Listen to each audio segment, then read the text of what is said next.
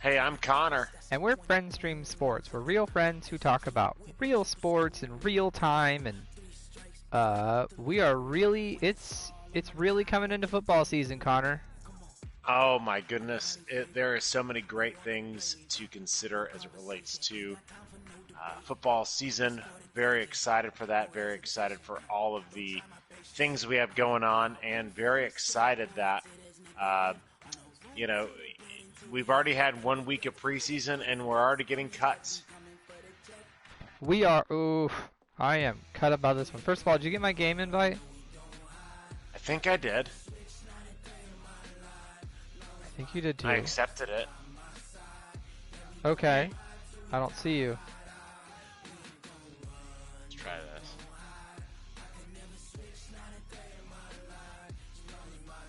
Oh, did you get it? Well, you must first leave this lobby and online hub. Okay, once you leave.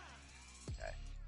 So I think I need to leave the session, and then it's going to take me to By the way, session. shout out to new follower 4 Gathers is following us. They started literally right now, so we appreciate you. And also, big shout out to Steven the Steady is back. I'm gonna send another invite, Connor, and you join in.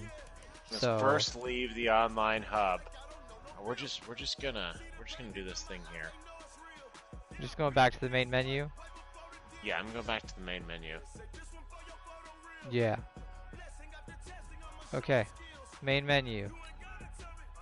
Right? Steven is back to back again. Hey, Steven, how you doing?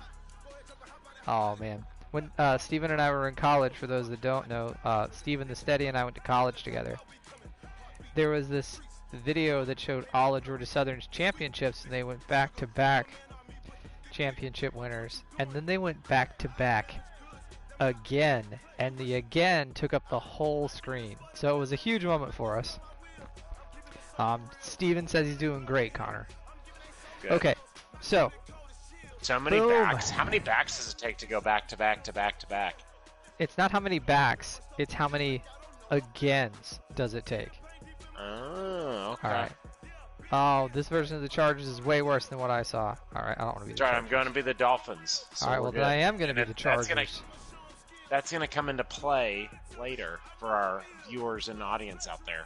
Alright, mine is also going to go into play. So here's what we've got. Cuts and changes. Tim Tebow got cut, and I'm sure people out there saw the Tim Tebow bit where he attempted to block and fell, and please was it even really explain an to me, attempt, though? It wasn't even an attempt. It was like if it was on a Thanksgiving Day game, it would be the next butt fumble thing.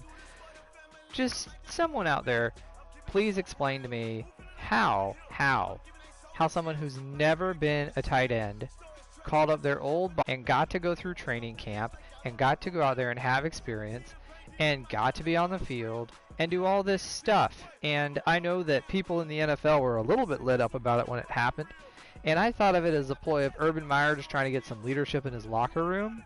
But how do you go and be that bad? I mean, I know how you're that bad. You didn't know what you were doing. But how do you go and fall apart that much to where you get cut after what? We're 2 weeks into the preseason? Yeah, and Rutledge, I think, and you bring up an interesting point, right? Tim Tebow did play tight end, but he was always going to be a fringe player. And I heard an interesting thought, and this was the day after the game, so it was kind of like the day before he got cut. And whoever, I forgot who mentioned this on the radio show, but they said, Tim Tebow was on a grand total of 0 special teams. And if you're a fringe player to not be on any special teams, that's not good. That should make you worried because of the the need that arises from needing to be on special teams. If you're the 52nd or 53rd guy on the roster, you're on punt team. You're on, you're on kickoff. You're on this. You're on that. You're on the other. So, not surprising, but definitely going to be some fodder for the talking heads here, such as us. I mean, yeah, we're going to talk about it, but I will say it's it's something, if you look at it in hindsight, why did we even entertain it? Why did we even discuss it? I know he's a really great individual. He's a really great person. He was a really great college football athlete. Like, he was, when he was on, Florida felt unbeatable until Nick Saban's Bama really started to roll. And that's fine. But there has to be a line somewhere to where someone out there just lets it go. Because if you were going to keep him as a ticket ploy, you're right, put him on special teams or let him do some fringe player stuff. Or, let him do some volunteer work in the city of Jacksonville, which I'm sure would appreciate it. Or do something. But to go and take him and put him out there and then cut him 2 weeks because you need to slim the roster, that to me says there's a lot of other questions. That, of course, they brought him in and didn't think, why didn't you think of this objectively? Why didn't you think about his age? Why didn't you think about his lack of experience? Why did you think about any of this? But instead, we went down this process. This, in a flip, kind of makes you think about when Russell Wilson does this especially. He'll go to, like, Texas, or I think he went to the Yankees training camp, and they'll go to spring training. But spring training in baseball, to me, feels so much different than NFL preseason because you're also plucking out your minor league dudes, and you're shoving everyone in places. Not this mess of this big publicity stunt that gets media. So shout out at least to Trevor Lawrence that he's got that sort of off his back. I watched some of his preseason film earlier in the week. He does not look great, but he's still learning, but you can see frustration in his eyes because he's having to fail for the first time. But we'll get more on that later. So I just wanted to go on this rant of taking up a good chunk of this quarter that it just makes me We're missing angry. some soccer talk, Rutledge. It just angers me that it went as where it did. So there. So that's it. I know we have soccer talk. I want to open up soccer talk with Harry Kane, Connor. He's in the news, and there's talks of some moves. So do you think he'll be off the Spurs? Do you think he's going to go over to Man City? And then how do you think that shakes up the league? I heard another really interesting take about Harry Kane's potential move. And right after I throw this touchdown, I will share that with you. So first off, there's the touchdown.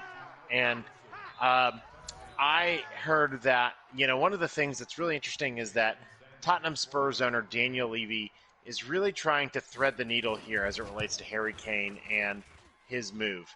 If you think about it, Daniel Levy is somebody who's, he's one of those owners who is always wanting to make money with his club, always wanting to save money with his club. Harry Kane, and it's rumored that a Man City move would be about 150 million euro, to make that move complete. And the thought is, if Daniel Levy can move Harry Kane for 150 million, get a good quality striker up front for, let's say, a mere 100 million euro, chump change, and be able to appease the Spurs fans that were, saying, "Oh, we need to go." Oh, Keenan Allen, come on. We need to let Harry Kane see the door. I think that Daniel Levy is going to have at least the Spurs fans on his side. I do think if Harry Kane goes to Man City, first hot take of the night, you could definitely cement Man City in a title race and probably, definitely the early season favorites for champions of the Prem. They already are early season favorites for Man City. Although they lost to Tottenham. They did. The preseason favorites that I looked at on the top four, which was done in a great article by The Athletic, had it in the order of Man City, Chelsea, Man United, and then Liverpool, to which Liverpool's kind of on their way down, but still, that's a pretty strong four teams. I think that's a big statement to put out there. You have, of course, Man City over Chelsea coming out of their Champions League win, but there's a lot of drama, of course, going on in the Premier League, in the Prem, and I'm excited to see it kind of come back and have maybe even some fans back and give a little bit more of an experience. Rutledge, what color do you think the city of Manchester is going to be this year? Is it going to be light blue like the Chargers, or is it going to be a nice deep red like those Kansas City Chiefs? I see it still being blue. I think Man City still holds the cards there.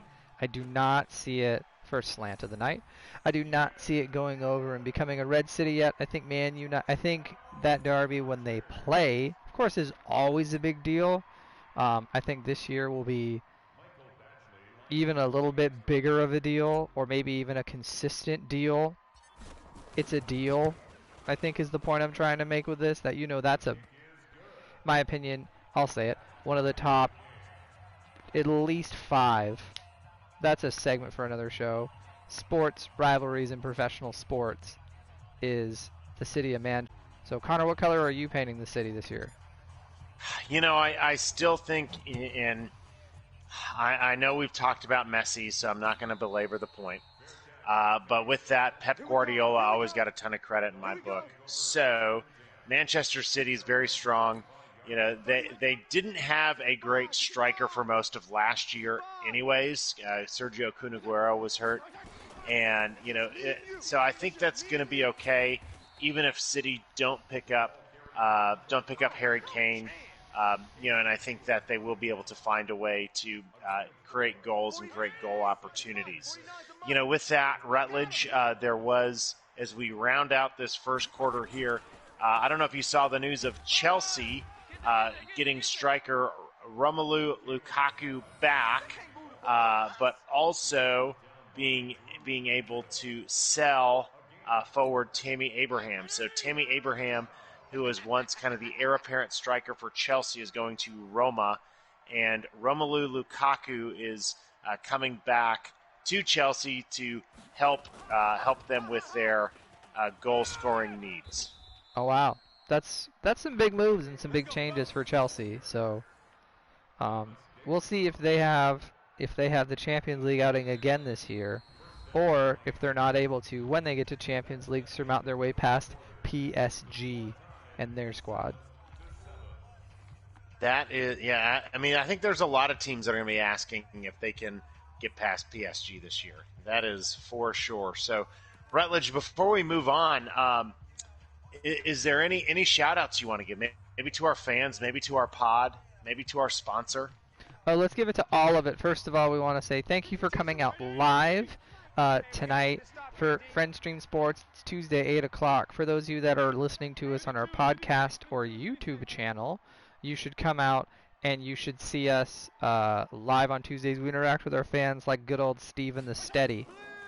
Outside of that, I do want to give our shout out to our normal halftime hot take sponsor, which we'll get into later, but Daddle's Coffee. If you use promo code FSS at Daddle's Coffee, that's DADDLES.com,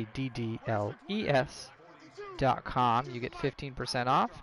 Steven, I hope you've ordered your coffee. Connor, let's put this out there on Change Gears. As we talk, we interact with the chat. Steven the Steady has come out and asked, what's a good Premier League team to follow?